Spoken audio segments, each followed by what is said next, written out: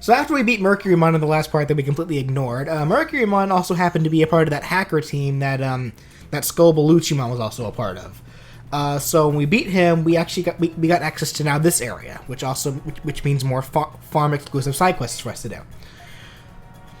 So that'll be fun things for us to see. We can get Woodmons and Grizmons and Dark Tyrannomons and Andromons. Speaking of Andromon, Android 21. we were literally just talking about her, before we started this episode. yeah. It's like before we started recording this, BJ has been showing us, I guess more so showing Danny and I these clips. Oh wait, real quickly. Oh yeah. So what I'm about to showcase here is an example of DNA evolution. When you digivolve one Digimon that meets the certain specific requirements, and then any other Digimon that's compatible with it, you can get a DNA digivolution. By digivolving Frigimon with Mud Frigimon, you get Pandamon. Ooh. Now I'm not going to be using Blackmon. I'm not going to be using Pandamon yet. What do I mean by that? You guys will see later. In any which case, okay. So let's get into more quests. So Edge, I named him Edge. He lost something in another generally Dusk exclusive area that we're about to get introduced to, called the Process Factory. I thought it was like, yo, dude, I lost my edge. Help me find my edge, man. I need my edge. Well, hey, played... I can't call myself Edge if I don't have the edge. I mean, if you want to talk about Edge, Toyagumon has a lot of edges on him. Hell yeah. Played Shadow the Hedgehog. Got him! Wait, what? Wait, what was that? Wait, what was that? I said, have you played Shadow the Hedgehog? And BJ just went silent. Oh no, sorry, sorry. I lost my train of thought. I thought you said that, and my first thought was how there is a black Toyagumon too. So, if you want to talk about True Edge. Oh, dang, I was thinking, fucking got him. Where was that even coined? Like, got him. How is that term even coined anyway? Like, how is that? How is being all brooding and dark or whatever? Why does that suddenly mean edgy? Like, where did that come from? That's a good question, actually. Is that just another dumb English thing that they did? Wait, dumb. I thought it just came from Shadow the Hedgehog. No. It started with Shadow the Hedgehog. That explains so much. I don't know if it started with Shadow. I thought it did. I could be dead wrong, but that's the first time I kept hearing say, "Oh, this character is so edgy because it's Shadow the Hedgehog." That might actually just be a legit adjective. I'm gonna have to look that up later. But I don't think it started with Shadow. Probably not. No, so Shadow is probably like the go-to example because, my God, Sega was trying way too hard. Yeah. Like I think it's safe to say like they did the same thing. Like what was it with their last Twitter takeover Q&A, and they kept referring to Shadow as like the edgelord. That or Infinite. Just saying. I don't. No. I don't know. Would you really consider Infinite to be a quote unquote edgelord? Because there really wasn't much to Infinite from the get go. Infinite isn't an edgelord. He's just a big fucking baby. Infinite became what he is because Shadow kicked his ass. That was it. And then later, Shadow didn't even remember. Shadow didn't even recognize who he was because he was that insignificant. Wait, okay, hold on. Let's veer back a bit. Because we said we wouldn't talk much about this until later. Yeah, okay, that's true. But yeah, even though we're reverting back from discussions on Sonic Forces until we actually get around to the game. No, I strongly agree, PJ. You're absolutely right. He's not an edgelord. He's a big baby. God. As shown in the Shadow DLC. It just fucking reminds me of the Broly Abridged movie. Where, like, Vegeta's like so fucking conflicted. It's so lame. It's so cool. He's so cool, but he's just a giant baby. He's literally a giant fucking baby. Kind of like what you're being right now. You're just mad that you're not the legendary Super Namekian. Okay, bye, Vegeta. Bye. that was a funny movie. Oh I'm my actually God, a little. that was so I'm actually a great. little sad though, and like I know, because the Team 4-Star, they kind of said that they're kind of dragging their feet on making episode 60, you know, which is Gohan versus Cell. They're kind of dragging their feet on it because there's a very good chance this could very well be the final episode of Dragon Ball Z Abridged. Really? Yeah. Like they're not sure if they're gonna do the Boo Saga or not. They always kind of planned for it to end at Cell. Huh. Well, I mean, they might be following Budokai standards then, because in Dragon Ball Z Budokai, that game ended on the Cell Saga. Yeah, and this isn't something that I'm coining from what they said a while back. No, this actually very recently. I think it was Masako. I think his name is Masako X, yeah. Yeah, Masako X. He made a tweet saying how it's been very emotional for them writing this final script. Like they're putting their damnedest and trying to make sure that this is like the best episode they've ever made, because they're almost certain that this is going to be their last one. Damn. That is... I don't know how to feel about that. Yeah, me neither, because all this time I thought they would go so far as to cover the Boo Saga. I mean, they've been doing abridged skits of some clips from Super. So, I mean, Have they? yeah, you haven't seen their take on Goku versus Goku Black? No. Yeah. It's like they've done like a dubs of Dragon Ball Super like on their Twitter page nonetheless.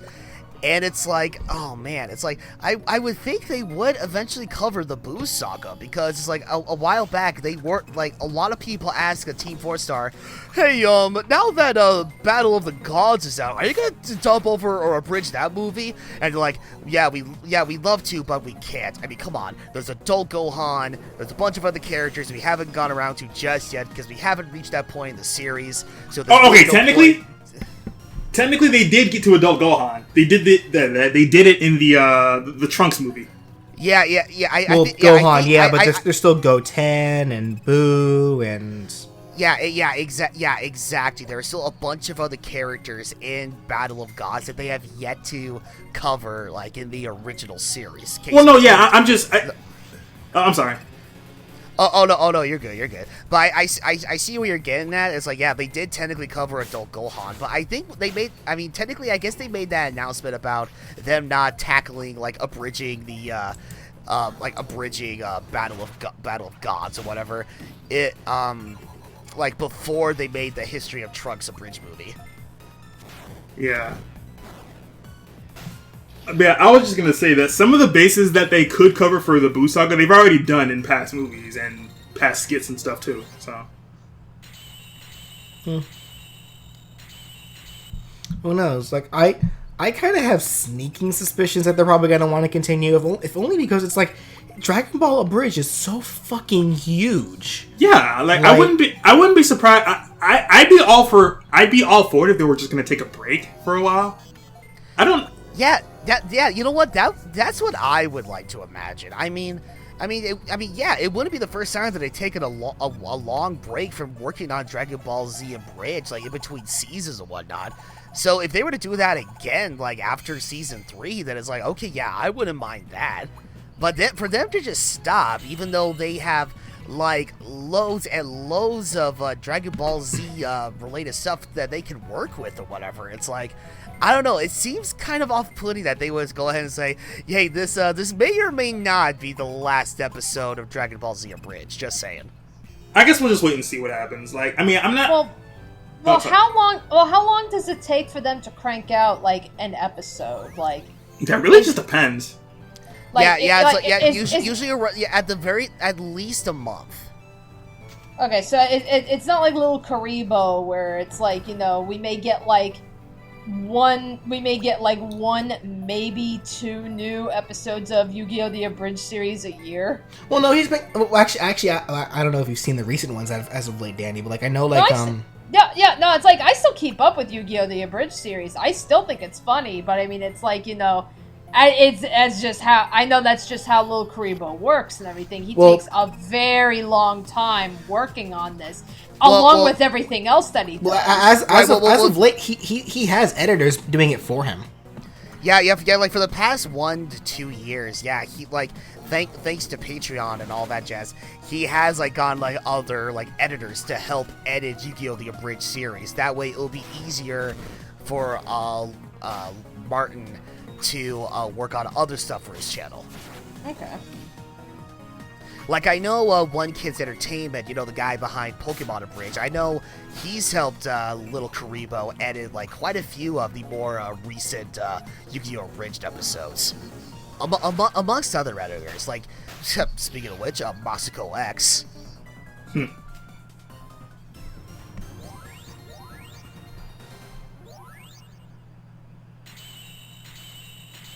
It's still going to be really taboo if Dragon Ball Abridged does end. It really will, actually. We'll always have the Final Fantasy VII Mission Abridged. Oh yeah, they are working on that too. It's like, we always have that. That was also kind of off-putting too, like in regards to Season 2. Because it's like the way they handled like Season 2 of Final Fantasy VII Mission Abridged. It's like, oh man, I know, it's like, I kind of get the gist that it's like, okay, with every season comes like 10 episodes. But when they ended Season 2, it's like, I felt like there should have been much more episodes to expect within Season 2 than just like stopping at episode 20. Well, no, I think from where they ended it, they kind of ended it, like, in terms of the Final Fantasy VII story, they kind of ended it at a decent point. Yeah. Yeah, because it's like, I would imagine, like, for Season 3, it's pretty much, it's easily gonna be the rest of Disc 1. If not a good chunk of Disc 2 as well. Yeah, because they go through a lot in each episode and everything. Yeah, I imagine season 3 probably will end, if at least have towards one of the ending episodes somewhere around Aerith's death. Oh, I think honestly, like, from where they're at, because what was the last ally that they got? Vincent? Vincent, yeah. So in Disc 1, all that is left is to get Cid, Temple of the Ancients, City of the Ancients, which is Aerith's death. They are very close to it, and I would imagine they're gonna breeze through it.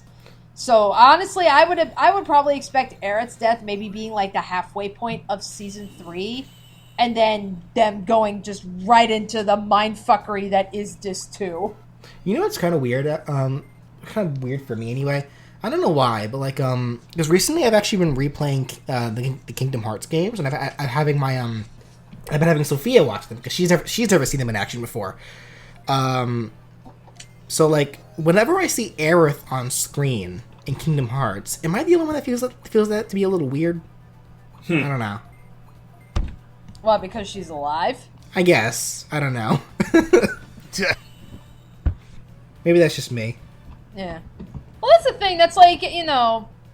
Because I remembered, you know, when Kingdom Hearts first came out, and it was, like, announced that Aerith was going to be in the game. And I think this was before everyone, like, really understood that, no, they are not connected to Final Fantasy in any way. Because I think that threw everybody in for a loop. They were like, well, wait a minute, she's alive? What the hell? And then you play the game and it's like, oh, it has nothing to do with Final Fantasy whatsoever. I mean, I guess that wouldn't even be the first time Kingdom Hearts did something like that, though, because in the Tarzan world, they kept Kerchak alive. Right. That's like, to be fair, they kept a fair amount of the, they pretty much kept the villains alive. No, they killed off some of them. Some of them, but, you know, they still like, you know, kept a lot of them alive. Well, either alive or resurrected. Speaking of Square, am I the only one who's super excited for the final remix of The World Ends With You? I really don't know. I gotta wait. Honestly, I'm kind of on the fence with that one. If anything, I just want to hear more about, okay, I know they're putting out new content, which is good, but it's like at the same time, it's like, okay, what exactly is this content? How much is this and everything? Is it only like a small portion of this new port, or is it a fairly large number, or is it going to be considered DLC? Like, that's where I'm really curious to see how Square's going to handle it. Oh, I know for a fact it can't possibly, like, the extra content can't possibly be DLC, because the fact that they're advertising a final remix of The World Ends With You for the Nintendo Switch, and the fact is, oh, it's going to be, and then they suddenly said, oh, it's going to be DLC later, that would be a very bad move on their part. Yeah, well, but again, I wouldn't put it past Square to make a stupid decision like that, because that is what they tend to do. I still need to find, sooner or later, I need to find a time to get back into playing Kingdom Hearts 1. Because I know I was in the middle of playing through that for the first time, and then I suddenly stopped due to other things. I don't know. As the years passed of me playing through Kingdom Hearts 1 and streaming it from time to time, I just came to the realization I am not really a fan of Kingdom Hearts 1 compared to the other entries. Oh yeah, it's like I know I've seen my fair share. I know I've seen like Kingdom Hearts 2 in action, and yeah, I even though I have yet to actually touch Kingdom Hearts 2, I can safely say without hesitation, yeah, Kingdom Hearts 2 already seems like the better game compared to Kingdom Hearts 1. But I still can't deny the charm that Kingdom Hearts 1 brings to the table. Oh yeah, obviously, Kingdom Hearts 1 was what started it all. Obviously, I'm not going to deny. I'm not going to deny that. It's just my biggest beef with Kingdom Hearts 1 is strictly it's just the controls. I hate the way Kingdom Hearts 1 controls itself. It feels so bad compared to the other entries. Well, speaking of which, just I'm an awful older brother, may I say? Because like I said, I've been replaying the games myself, and I'm having Sophia watch, and because I told her about it, and she was interested in the Disney characters, kind of like how I was. So we played through Kingdom Hearts 1. She said she really liked it. She really liked the story. She said she was really enjoying it. And then I did the meanest thing ever. I went straight to Kingdom Hearts 2. Oh no. So she's all excited, sitting here like, okay, sweet, we get to see what happens next. And then it just starts with Roxas, and she's just sitting here like, what? That gets explained later. Like, it wasn't until after we finished the Roxas stuff and we finally got recontrol of Sora when I was finally like, okay, then let me explain to you a chain of memories. So I'm not even gonna bother playing that. Okay, and the weird thing is, and this is just a personal opinion. Don't at me. But I feel like Chain of Memories, I'm gonna say Rechain specifically, controls so much better than Kingdom Hearts 1 still. So is that weird for me to say?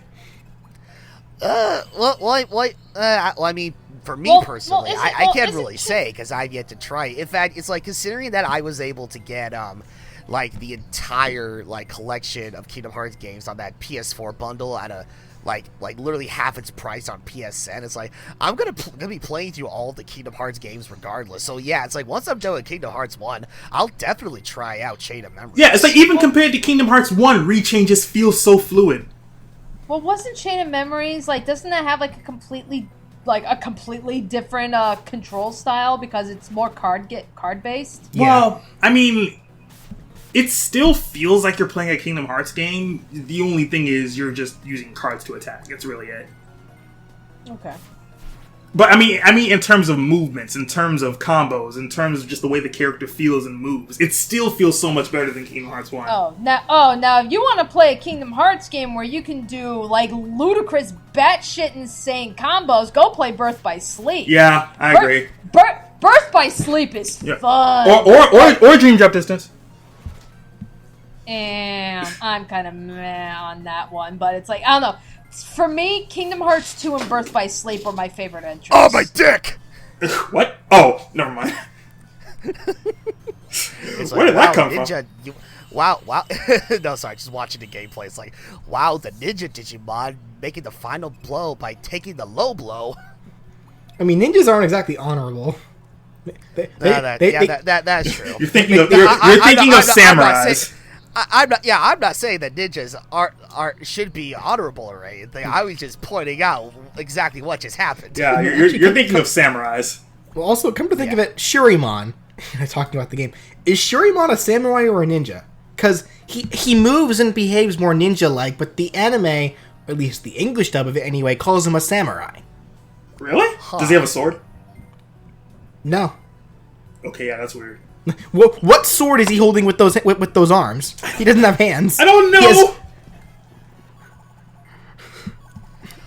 Also, actually looking at that Digimon's design, is like, is it just me, or is that like, could I see this character be like in arms? Missed opportunities. Well, we can talk more about Shurimon being in arms in the next part. We'll see you. And possibly more Kingdom Hearts. I don't know. Or just whatever else fuck we feel like talking about. Who knows? Yeah. See y'all next time. Talk about anything except for Digimon. No.